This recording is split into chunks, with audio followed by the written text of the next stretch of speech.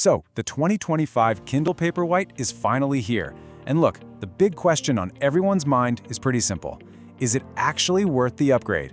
We've been digging through all the early takes to get you the real story. Is this thing a genuine revolution, or is it just, another minor refresh? Let's dive in. It's funny, the early reviews are totally split. On one side, you have people calling this an absolute must-have. And on the other, folks are saying it's an immediate hard pass. So today, we're going to figure out which it is. At first glance, yeah, it looks like a Kindle. No big surprise there. But here's what all the reviews agree on. The real innovation isn't what you see. It's what you feel when you actually pick it up and start using it. That's where the biggest changes really are. Okay, so what is it that makes this new Kindle feel so premium? Let's get into the upgrades you can actually see and feel, the ones that make this a genuine step up from what came before. The moment you pick it up, you notice it. The new soft touch matte finish. It has this subtle but really effective grip that makes it feel way more secure in your hand. Doesn't matter if you're on a crowded train or kind of dozing off on the couch. It's a device that's built for how we actually live and read. Now, the new screen technology is something Amazon is calling dynamic contrast optimization. But let's just forget the marketing jargon for a second. What this actually means is the text absolutely pops off the page. It creates a reading experience that's sharper, more comfortable, and way more immersive. And here's where that new screen tech really proves its worth. It's still a 300 ppi display, sure, but the improved contrast and that glare resistance are just phenomenal. You can read this thing anywhere, from a dark bedroom to a bright sunny beach. Seriously, no more squinting. Amazon also gives you some serious control over the lighting. You can go from a cool, crisp blue light for when you need to focus during the day to a warm, cozy amber glow for winding down at night. It sounds like a small thing, but for your eyes, and probably your sleep, it makes a huge difference. But maybe the most surprising new feature is something you have to feel to believe: haptic page turns. It's this gentle, really finely tuned little vibration that happens every time you turn a page, and it's meant to mimic turning a physical page in a book.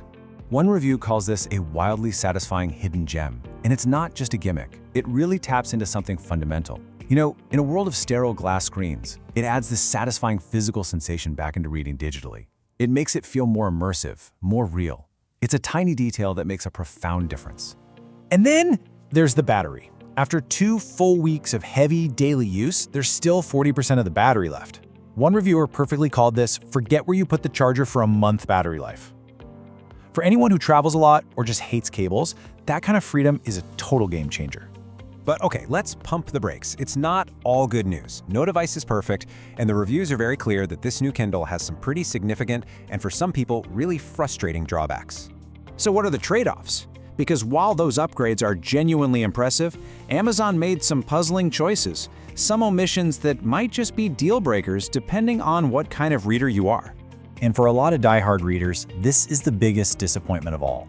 There are still no physical page turn buttons. I mean, the new haptics are a nice touch, but let's be honest, they are no substitute for that satisfying tactile click. When you put it head-to-head with its main rival, the Kobo Clara 2e, the trade-offs become crystal clear. The Paperwhite wins on screen quality, performance, and those exclusive haptics. But the Kobo is still the champion for anyone who values open formats and easy library lending outside of Amazon's walled garden. There are a couple of other issues worth mentioning. The bezels still feel a bit dated, in this age of edge-to-edge screens. And the charging speeds haven't seen a major boost. These might just be minor annoyances for some, but for others, they are definitely missed opportunities to make a great device perfect. So, after weighing all the brilliant upgrades against those frustrating flaws, let's get to the bottom line. Should you actually buy this thing? Well, the advice from the reviews is actually super clear, broken into 3 tiers. First, if you're a first-time e-reader buyer or you're upgrading from a much older Kindle, it's an immediate buy now. Second, if you're coming from the 2021 model, the advice is to wait for a sale. And third, if you absolutely need physical buttons, it's a hard pass.